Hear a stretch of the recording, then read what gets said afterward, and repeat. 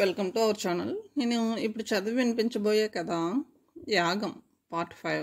Part 4లో Kotilingam కళ్ళు తిరిగి Roshi car కింద పడడంతో దెబ్బ తగిలితే రోషి తీసుకుని వచ్చి బెలహరిని వైద్యం చేయమని కోరుతుంది. బెలహరి నేను చేయననడంతో పరుషంగా మాట్లాడుతుంది. తర్వాత ఒప్పుకొని బెలహరి అతనికి ట్రీట్మెంట్ చేస్తాడు.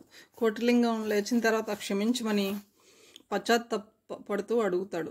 నా మొరడతనంతో అలా ప్రవర్తించాను. ముందు వెనుక ఆలోచించకుండా అందరినీ బాధ పెట్టాను. ఇప్పుడు నేను పూర్తిగా మారిపోయాను. ఎవరు నమ్మినా నమ్మకపోయినా మీరు రోసి గారు నమ్మితే చాలు అని ప్రాధేయపడతాడు. తర్వాయి భావనలోకి వెళ్దాం.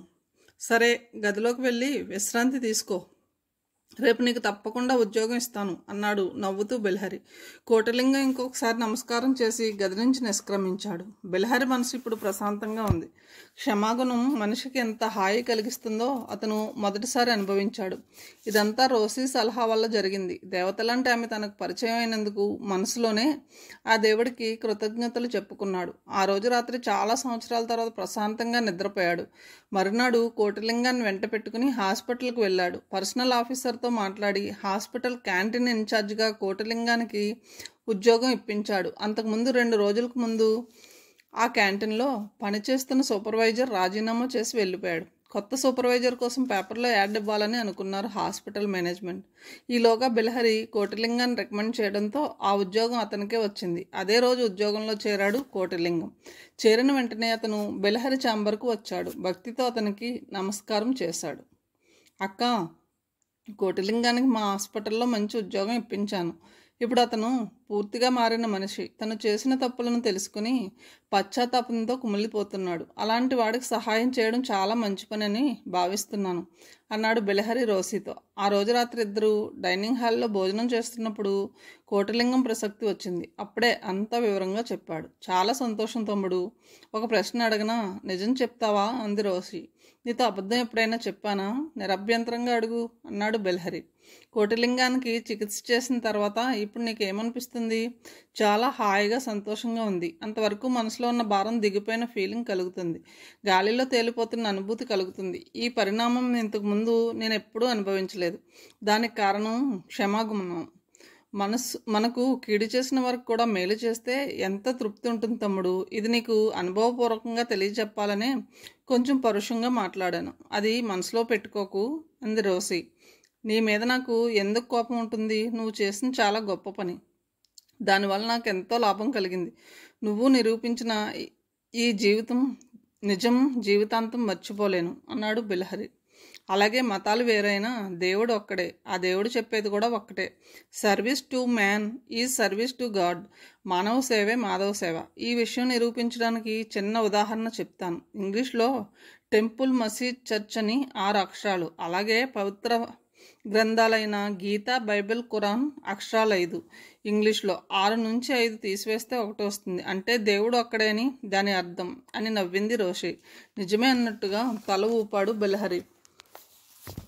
గుడ్ మార్నింగ్ డాక్టర్, ఎలా ఉన్నారు అంటూ లోపలికి వచ్చాడు ఇన్స్పెక్టర్ నాయక్. అకస్మాత్తుగా అతను చూసేసరికి ఒక్క క్షణం పాటు నిర్ఘాంతపోయాడు బెలహరి. తర్వాత సాదరంగా ఆహ్వానించాడు. మీరా నాయక్ గారు, మనం కలుసుకొని చాలా రోజులైంది కదూ అన్నాడు బెలహరి. రోజులు కాదు డాక్టర్, సంవత్సరాలు గడిచిపోయాయి. ఆ రోజు మీకు మీ భార్య పాపను చంపిన హంతకుల గురించి చెప్పాను. వాళ్ళ ఫోటోలు కూడా చూపించాను. అప్పుడే మనం చివరిసారి కలుసుకోవడం. తర్వాత వీలు పడలేదు. ఎలా ఉన్నారు అడిగాడు నాయక్.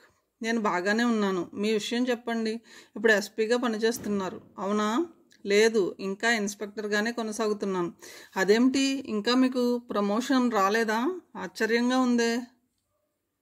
ఇందులో ఆశ్చర్యపోవడానికి ఏం లేదు. నీతి నిజాయితీతో పనిచేసే వాళ్లకు ఏ డిపార్ట్మెంట్లోనూ విలువ ఉండదు. పోలీస్ డిపార్ట్మెంట్ దానికి అతీతం కాదు. నా డ్యూటీని నేను ఎంతో నిజాయితీతో నీతితో నిర్వహిస్తాను. డ్యూటీ దైవంలా భావిస్తాను. అందుకే ₹1 కూడా లంచం తీసుకోను. ఈ ప్రవర్తన నాపై అధికారులకు ఎంత మాత్రం నచ్చలేదు. లోపల కోపంతో మండిపోయారు. ఏదో సాకు చూపించి నా పర్సనల్ ఫైల్లో బ్లాక్ రిమార్క్ వేయాలని ప్రయత్నించారు. అందులో విజయం కూడా సాధించారు అంటూ ఆగాడు నాయక్. మీ మీద బ్లాక్ రిమార్క్ రావడం ఏమిటి? అది ఎలా జరిగింది ఆశ్చర్యంగా అడిగాడు బెలహరి. నేనే స్వయంగా అవకాశం వాళ్ళకి కల్పించాను. మీ భార్య పాప హత్య కేసు డిపార్ట్మెంట్ నాకు అప్పగించింది. నేను నా సిబ్బంది రాత్రి పగలని తేడా లేకుండా ఆ యేసుపాదం జాన్ డేవిడ్ కోసం ఎంతో ప్రయత్నించాం. చివరకు మా ప్రయత్నం ఫలించింది. వాళ్ళిద్దరూ ఒక అండర్ గ్రౌండ్లో దాక్కున్నట్టు నాకు విశ్వసనీయమైన సమాచారం దొరికింది. కానీ వాళ్ళతో ఇంకా ఎంతమంది తోడు ఉన్నారో నాకు తెలియదు. అందుకే ఎస్పీ దగ్గరకు వెళ్ళి ఈ విషయం చెప్పాను. నాకు తగిన సిబ్బంది ఏర్పాటు చేయమని కోరాను. ఆయన సంతోషంతో ఒప్పుకున్నారు. ఈ విషయం నాకు ఎస్పీకి మాత్రమే తెలుసు. ఇందులో మూడో వ్యక్తి ప్రమేయం అస్సలు లేదు. నాతో పాటు తగిన సిబ్బందిని తీసుకుని ఆ అండర్ గ్రౌండ్ను చుట్టుముట్టాం. కానీ ఆశ్చర్యం, అక్కడ యేసుపాదం కానీ జాన్ డేవిడ్ కానీ లేరు. కానీ వాళ్ళు అక్కడ చాలా కాలం నుంచి ఉన్నట్టుగా ఆధారాలు దొరికాయి. మేము వస్తున్నట్టు వాళ్ళకి ఎలా తెలిసిందో నాకు అర్థం కాలేదు. అయినా అనుమానం తీర్చుకోవడానికి ఆ అండర్ గ్రౌండ్ అంతా వెతికాం. ఎక్కడా వాళ్ళిద్దరూ కనిపించలేదు. మేము వస్తున్నామని తెలిసి తప్పించుకుని పారిపోయారు. నాకు ఎస్పీకి మాత్రమే తెలిసిన ఈ రహస్యం వాళ్ళకి ఎలా తెలిసింది? చెప్తే నేనైనా చెప్పాలి, లేకపోతే ఎస్పీ అయినా చెప్పాలి. ఈ కేసును నేను పరిశోధిస్తున్నాను. వాళ్ళని పట్టుకుంటే ఇటు వ్యక్తిగతంగాను వృత్తిపరంగాను నాకు ఎంతో పేరు వస్తుంది, ఎనలేని గౌరవం దక్కుతుంది. కనుక నేను ఈ రహస్యం లీక్ చేయను. ఇక మిగిలింది ఎస్పీ. అతనే ఈ రహస్యం లీక్ చేసి ఉండాలని నాకు అనుమానం వేసింది.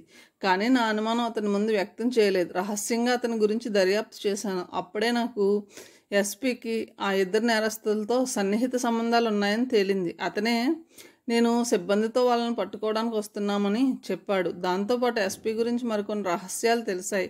అవన్నీ చట్టవిరుద్ధమైన కార్యకలాపాలు. వాటికి సంబంధించిన సాక్ష్యాలు అన్నీ సంపాదించి పై అధికారులను కలుసుకున్నాను. వాళ్ళు వాటిని చూసి ఎస్పీ మీద తగిన చర్యలు తీసుకుంటామని నాకు హామీ ఇచ్చారు. నేను సంతోషంతో ఊగిపోయాను. కానీ నా సంతోషం ఎన్నో రోజులు ఉండలేదు. ఎస్పీతో ఆ పై అధికారులు కూడా కలిసిపోయారు. నా మీద లేనిపోని అబండాలు వేసి నా పర్సనల్ ఫైల్ మీద బ్లాక్ మార్క్ పడేలా చేశారు. దాంతో నాకు న్యాయబద్ధంగా రావాల్సిన ప్రమోషన్ ఆగిపోయింది. అంతేకాకుండా నన్ను యేసుపాదం జాన్ డేవిడ్ కేసుల్లోంచి తప్పించడానికి వేరే ఊరుకు ట్రాన్స్ఫర్ చేశారు. అయినా నేను మాత్రం నా నిజాయితీని వృత్తి ధర్మాన్ని విడిచిపెట్టలేదు. దాంతో ప్రతి 2 సంవత్సరాలకు నాకు బదిలీలు తప్పలేదు. చివరకు మళ్ళీ ఈ ఊరుకు వేశారు. డిపార్ట్మెంట్ సిస్టంతో నేను పూర్తిగా విసిగిపోయాను. ఈ సెటప్లో నాకు పనిచేయడం కుదరదని తోచింది. అందుకే ఉద్యోగానికి రిజైన్ చేశాను.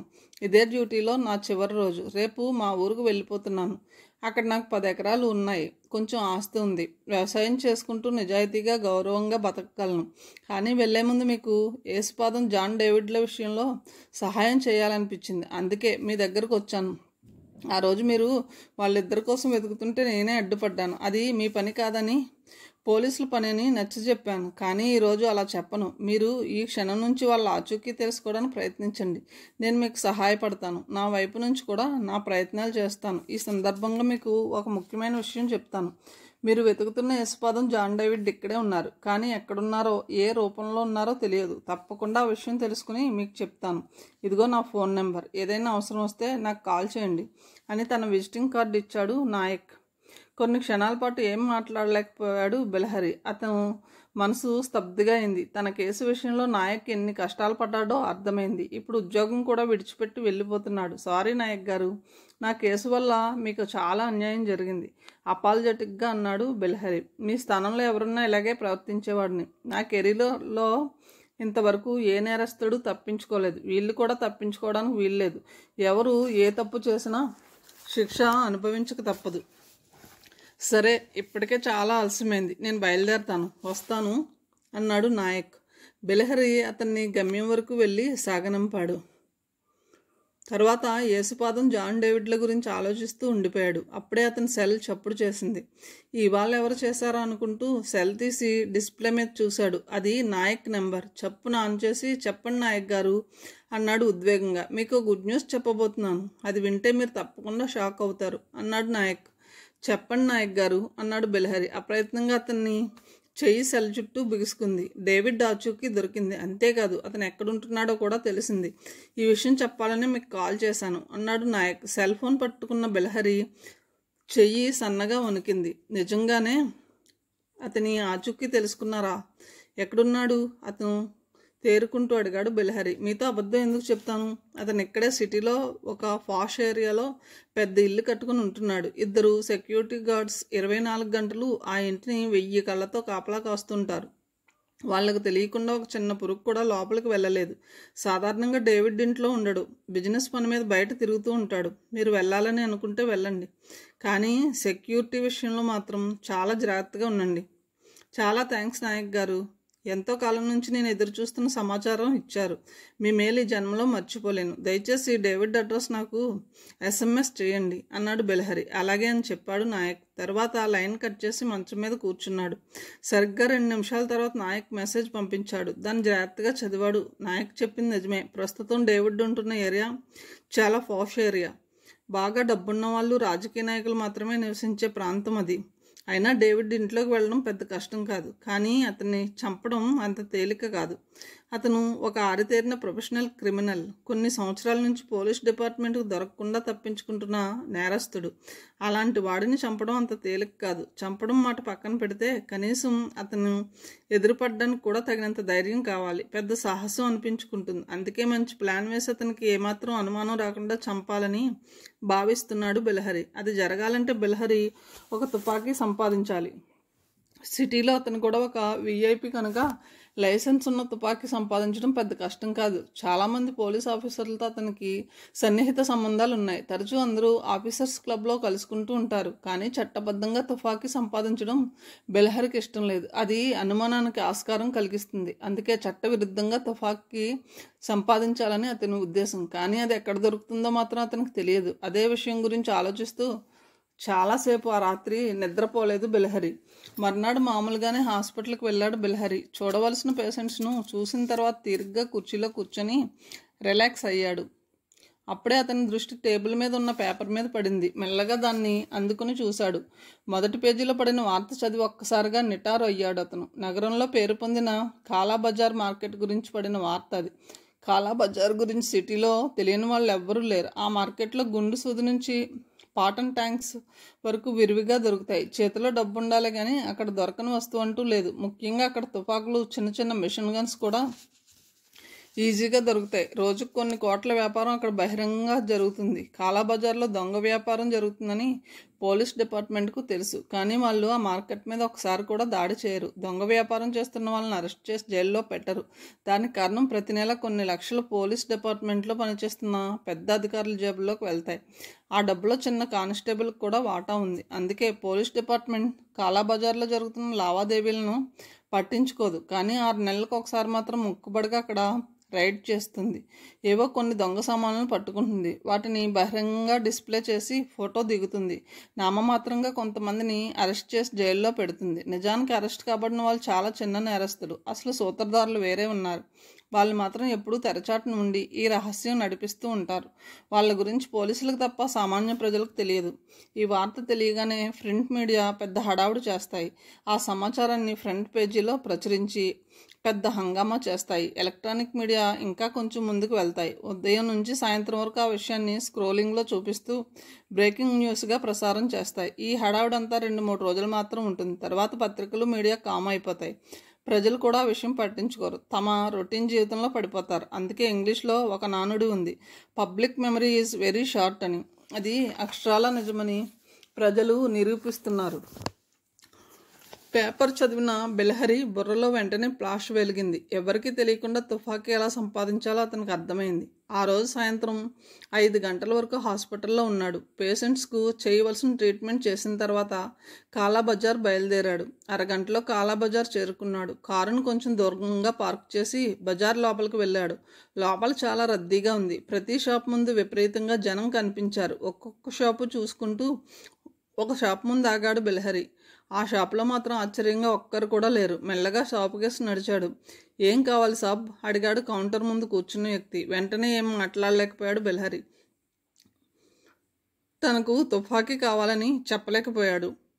సందిగ్ధంగా షాపువాడి వైపు చూశాడు. మీకేం కావాలో ధైర్యంగా చెప్పండి, భయపడవలసిన పని లేదు, భరోసా ఇచ్చాడు షాపువాడు. నాకు ఒక తుపాకీ కావాలి మెల్లగా అన్నాడు బెలహరి. ఎలాంటి తుపాకీ కావాలి? మోడల్ గురించి తెలుసా? నా దగ్గర మోడల్ కానీ స్పెసిఫికేషన్స్ కానీ లేవు. మీరు కొన్ని తుపాకులు చూపిస్తే వాటిలోంచి నాకు కావాల్సింది తీసుకుంటాను అన్నాడు బెలహరి. షాపు వాడు బిలహరిని వెయిట్ చేయమని చెప్పి లోపలికి వెళ్ళాడు. నిమిషం తర్వాత ఒక పెద్ద బాక్స్ తీసుకొచ్చాడు.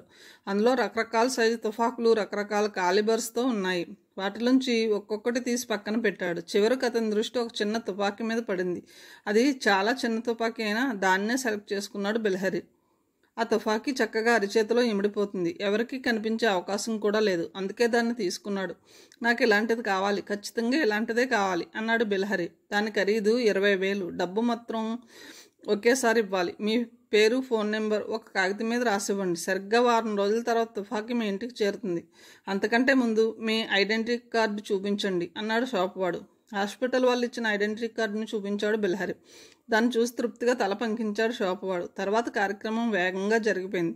బిలహరి షాపువాడికి 20,000 అడ్రస్ రాసిన కాగితం ఇచ్చాడు. తర్వాత నింపాదిగా కారు దగ్గరకు చేరుకున్నాడు. ఉద్వేగంతో అతని గుండెలు రాకెట్ వేగంతో కొట్టుకుంటున్నాయి.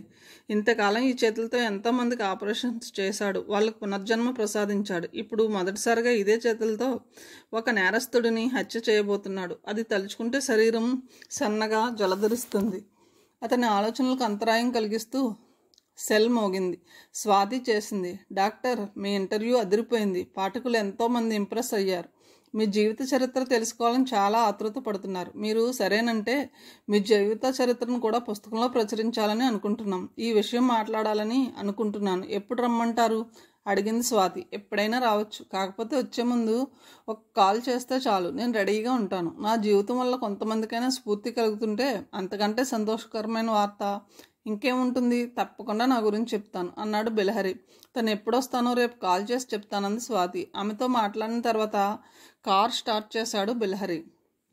చెప్పినట్టుగానే మర్నాడు స్వాతి కాల్ చేసింది. బిలహరితో అన్ని విషయాలు మాట్లాడింది. ఆ తర్వాత బిలహరి తన రొటీన్ జీవితంలో పడిపోయాడు. కానీ తుపాకీ గురించి మాత్రం మర్చిపోలేదు. అది ఎప్పుడు తనకు అందుతుందా, ఎప్పుడు పని మొదలు పెట్టాలని తెగ ఆరాటపడుతూ గడిపాడు. సరిగ్గా ఆ రోజుతో షాప్ వాడు ఇచ్చిన వారం రోజులు ముగుస్తాయి. ఆ రోజు ఆదివారం. హాస్పిటల్కి సెలవు. హాల్లో కూర్చుని టీవీ చూస్తున్నాడు బిలహరి. రోసి ఇంట్లో లేదు, చర్చికి వెళ్ళింది. అప్పుడే పోస్ట్ అన్న కేక వినిపించింది. బిలహరి లేచి బయటకు వెళ్ళాడు. గుమ్మం దగ్గర కాకి డ్రెస్ వేసుకున్న పోస్ట్ మ్యాన్ కనిపించాడు.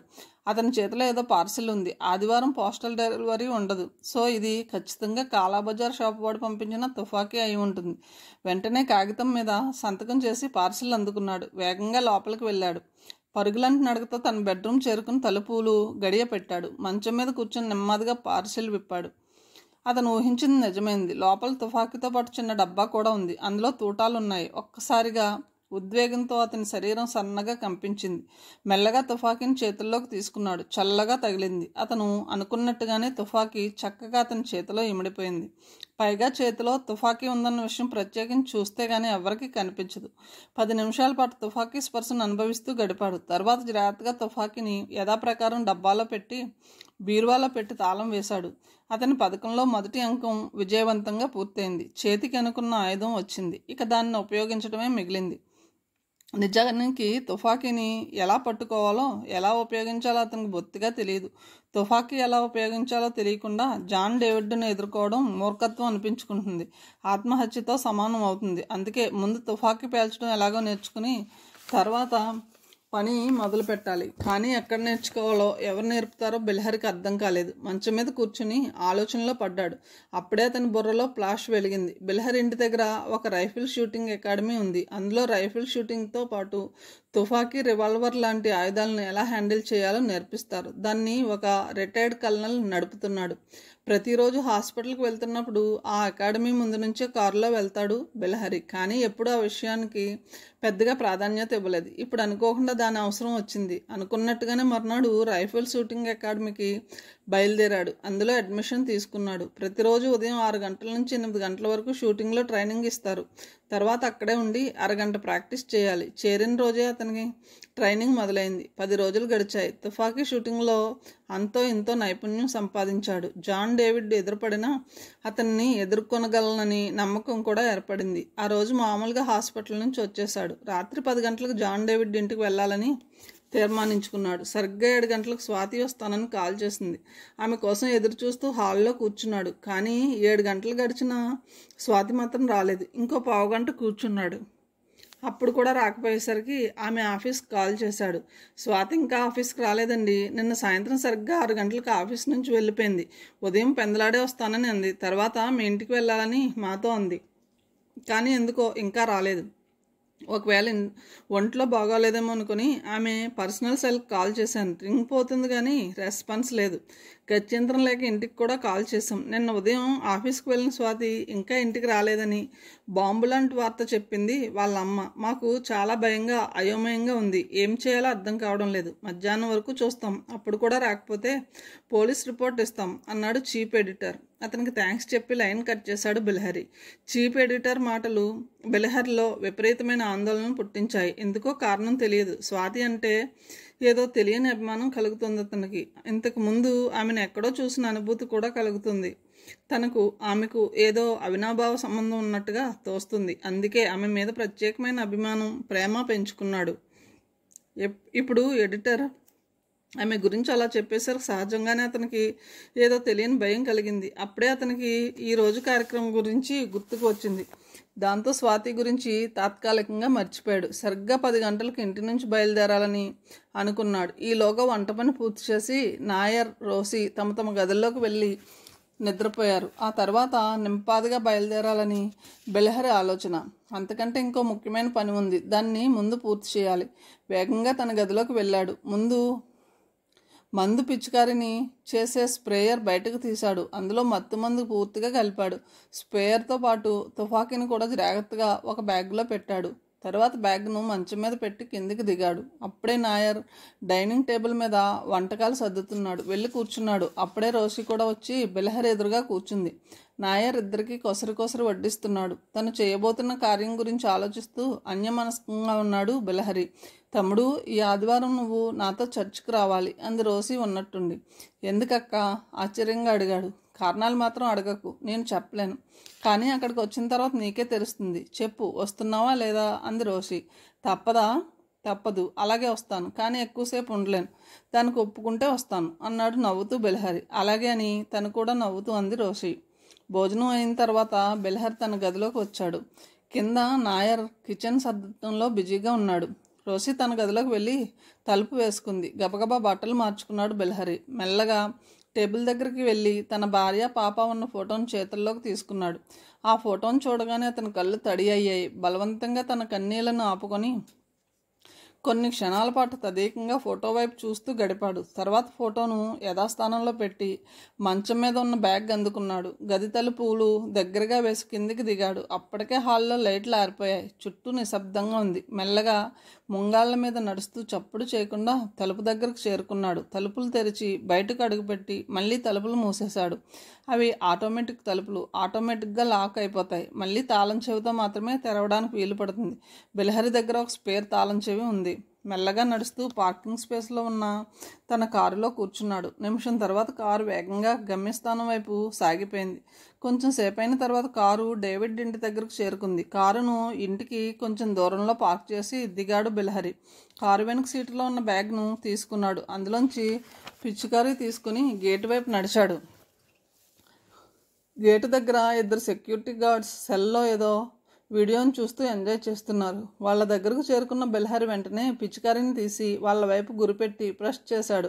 వెంటనే మత్తుమందు ద్రవం వాళ్ళ మీద వానజల్లా పడింది. ముందు తీయని వాసన వేసింది. తర్వాత ఆ మందు తన ప్రభావం చూపించింది. కళ్ళు మత్తుగా మూతలు పడ్డాయి. అంతే, ఇద్దరు క్షణంలో స్పృహ తప్పి నేల మీద పడిపోయారు. బిలహరి వెంటనే ఇద్దరిని గేట్ లోపలకు లాగి ఒక పొదలో పడేశాడు.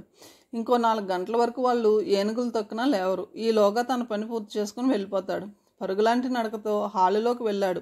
కుడివైపు పైకి వెళ్ళడానికి మెట్లు కనిపించాయి. పెద్ద పెద్ద అంగలు వేసుకుంటూ మెట్లు ఎక్కి పైకి చేరుకున్నాడు. ఎదురుగా పొడవాటి నడవ కనిపించింది. నడవకు 2 వైపులా వరుసగా గదులు కనిపించాయి. అన్ని గదులు చీకటిగా ఉన్నాయి. ఒక గది తప్ప. ఆ గదిలో దేదీప్యమానంగా లైట్ వెలుగుతుంది. బహుశా అదే జాన్ డేవిడ్ గది అయి ఉంటుంది. పిల్లిలా నడుస్తూ ఆ గదిలోకి వెళ్ళాడు బిలహరి. అతను ఊహించింది నిజమే. అది జాన్ డేవిడ్ గది. ఎంతో అందంగా, ఆకర్షణీయంగా ఉంది. దాని ఇంటీరియర్ డెకరేషన్కు ఎన్నో లక్షలు ఖర్చు అయి ఉంటుంది. గదిలో అన్ని హంగులతో పాటు ఒక లేటెస్ట్ డెస్క్టాప్ కంప్యూటర్ కూడా ఉంది. కంప్యూటర్ ముందు కొన్ని ఫైల్స్ కనిపించాయి. అందులో ఒక ఫైల్ తీసి చూశాడు బిలహరి. దాని చదివిన తర్వాత ఇంకో ఫైల్ తీసి చదివాడు. 2 ఫైల్స్ చదివేసరికి అతనికి మొత్తం అర్థమైంది. పోలీస్ డిపార్ట్మెంట్ అనుకున్నట్టు జాన్ డేవిడ్ మామూలు నేరస్తుడు కాడు. అతను ఒక mafia leader. Coal mafia, oil mafia, drugs mafia మొదలైన మాఫియా సంస్థలతో అతనికి సన్నిహిత సంబంధాలు ఉన్నాయి. నిజం చెప్పాలంటే వాళ్ళందరికీ అతను ఏజెంట్గా వ్యవహరిస్తున్నాడు. ఈ పరిణామం అతను ఎంత మాత్రం ఊహించలేదు. ఫైల్స్ పక్కన అతనికి చిన్న ఆల్బమ్ లాంటిది కనిపించింది. అందులో ఎంతోమంది అమ్మాయిల ఫోటోలు ఉన్నాయి. ప్రతి అమ్మాయి ఫోటో కింద ఆమె పేరు, కొలతలు మొదలైన వివరాలు ఉన్నాయి. అంతేకాదు ఏ అమ్మాయిని ఎవరికి అమ్మింది, ఏ షేక్ అమ్మింది మొదలైన వివరాలు ఉన్నాయి. అంతా చదివేసరికి బెలహరి గుండెలు అవిసిపోయాయి. జాన్ డేవిడ్ మాఫియా లీడర్ మాత్రమే కాదు, అమ్మాయిలను విదేశాలకు అమ్మే బ్రోకర్ కూడా.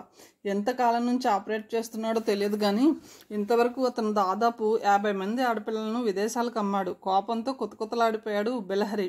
ఇంతకాలం రోషి జీవితం మాత్రమే నాశనం చేశాడని అనుకున్నాడు. కానీ రోషితో పాటు చాలామంది అమాయకులైన అమ్మాయిలను కూడా నాశనం చేశాడని అతనికి ఇప్పుడే తెలిసింది. ఈ వివరాలు తెలియకముందు డేవిడ్ మీద అంతో ఎంతో సాఫ్ట్ కార్నర్ ఉండేది. కానీ ఇప్పుడు ఫైల్స్ చదివిన తర్వాత ఉద్దేశపూర్వకంగా పూర్తిగా పోయింది. దాని స్థానంలో కోపం, ద్వేషం నిండుకున్నాయి. ఫైల్స్ ఆల్బమ్ యథాస్థానంలో పెట్టి గదిలోంచి బయటకు వచ్చాడు. అదృష్టవశాత్తు జాన్ డేవిడ్ ఇంట్లో లేడు కనుక సరిపోయింది. లేకపోతే అక్కడే అతన్ని కాల్చి చంపేసేవాడు. ఇక అక్కడ ఉండి చేసేదేం లేదు. జాన్ డేవిడ్ గురించి దాదాపు చాలా విషయాలు తెలుసుకున్నాడు. దాని ప్రకారం అతన్ని ఎలా చంపాలో ప్లాన్ వేసుకోవాలి అని బయలుదేరబోయాడు. అప్పుడే ఎవరో చిన్నగా మూలిగినట్టు అస్పష్టంగా వినిపించింది. ముందు అది తన భ్రమ అనుకున్నాడు బెలహరి. అందుకే పట్టించుకోకుండా వెళ్ళబోయాడు. అదే మూలుగు ఈసారి కొంచెం పెద్దగా వినిపించింది. ఆ చప్పుడు పక్క గదిలోంచి వస్తున్నట్టుగా అర్థమైంది. ఆ గదిలోకి వెళ్ళాడు. గదంతా చీకటిగా నిండిపోయింది. ఎలాగో తడుముకుంటూ వెళ్ళి లైట్ స్విచ్ వేశాడు. ఒక్కసారిగా గది అంతా వెలుతురుతో నిండిపోయింది. ఆ వెలుతురులో ఎదురుగా కనిపించిన దృశ్యం చూసి నిర్ఘాంతపోయాడు. మంచం మీద ఒక అమ్మాయి కనిపించింది. ఆమె కాళ్ళు చేతులు వెనక్కి విరిచి కట్టి ఉన్నాయి. నోటికి చిన్న టేప్ ఉంది. ఆమె ఎవరో కాదు, స్వాతి. వెంటనే ఆమె దగ్గరికి వెళ్ళి కట్లు విప్పాడు. నోటి మీద ఉన్న టేప్ను పీకేశాడు. స్వాతి, నువ్వా? ఇక్కడికి ఎలా వచ్చావు?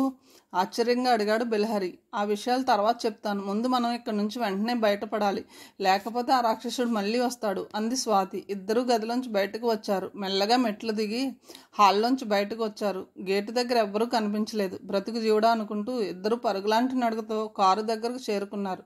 అప్పుడు కానీ స్వాతి భయం, ఆయాసం తగ్గలేదు. ఇప్పుడు చెప్పు, ఏమిటిదంతా? ఈ జాన్ డేవిడ్ చేతిలో ఎలా పడ్డావు? అడిగాడు బెలహరి. నిన్న సాయంత్రం ఆఫీస్ నుంచి ఇంటికి వెళ్తున్నాను. మా ఇంటికి ఆఫీస్కు మధ్య ఒక పార్క్ ఉంది. ఆ పార్క్ ముందు నుంచి వెళ్తుంటే ఎవరో గట్టిగా అరిచిన అరుపు వినిపించింది. బాధతో అరుస్తున్న అరుపు అది. వెంటనే కంగారుగా లోపలికి వెళ్ళాను. అక్కడ ఒక వ్యక్తి నేల మీద పడి బాధతో అరుస్తున్నాడు. అతనికి దాదాపు 50 సంవత్సరాలు ఉంటాయి. ఖరీదైన బట్టలు వేసుకున్నాడు. తల మీద నుంచి సన్నగా రక్తం కారుతుంది. ఎవరో అతన్ని కొట్టి గాయపరిచి వెళ్ళిపోయారు. నేను దగ్గరికి వెళ్ళి చూశాను. అతని పక్కన అతని వ్యాలెట్ కనిపించింది. అందులో అతని ఇంటి అడ్రస్ కనిపించింది. దయచేసి తనని ఆటోలో ఇంటికి తీసుకువెళ్ళమని, ఈ సహాయం చేయమని ఆ పెద్ద మనిషి బ్రతిమాలాడు. నాకు కూడా అతన్ని అలా అనాథగా విడిచి వెళ్ళాలనిపించలేదు. అందుకే పెద్ద మనిషితో అతన్ని ఆటోలో కూర్చోబెట్టుకుని అతని ఇంటికి వెళ్ళాను. ఆటో ఫేర్ చెల్లించిన తర్వాత ఇద్దరం లోపలికి వెళ్ళాం. అప్పుడే ఆ ఇంటి నౌకరు అక్కడికి వచ్చాడు. అతనికి జరిగింది చెప్పి నేను బయలుదేరబోయాను. అంతే. అంతవరకు బాధతో మూలుగుతున్న పెద్ద మనిషి చెంగున లేచి సింహంలా నా మీద పడ్డాడు. తన చేతిలో ఉన్న రుమాలను నా ముక్కు దగ్గర గట్టిగా అదిమి పట్టాడు. అంతే. నాకు వెంటనే స్పృహ పోయింది. తర్వాత ఏం జరిగిందో నాకు తెలియదు. తిరిగి కళ్ళు తెరిచేసరికి గదిలో ఉన్నాను. నా కాళ్ళు చేతులు గట్టిగా కట్టి ఉన్నాయి. భయంతో గట్టిగా అరిచాను. వెంటనే అతను వచ్చి నా నోటికి టేప్ అంటించాడు. వాళ్ళ ఉద్దేశం ఏమిటో, నన్ను ఎందుకు కట్టిపడేశారో అర్థం కాలేదు. ఎలాగైనా ఆ నరకం నుంచి తప్పించుకోవాలని ప్రయత్నించాను. కానీ ఎంత ప్రయత్నించినా వీలు కాలేదు. కానీ టైంకి మాత్రం కాఫీ, టిఫిన్ ఇచ్చేవాడు. అప్పుడు మాత్రం నోటికి పెట్టిన టేప్ తీసేవాడు. దేవుడా, నన్ను ఎలాగైనా కాపాడని కనిపించిన దేవుడికి 1000 సార్లు మొక్కుకున్నాను. దేవుడు నా మొర ఆలకించాడు.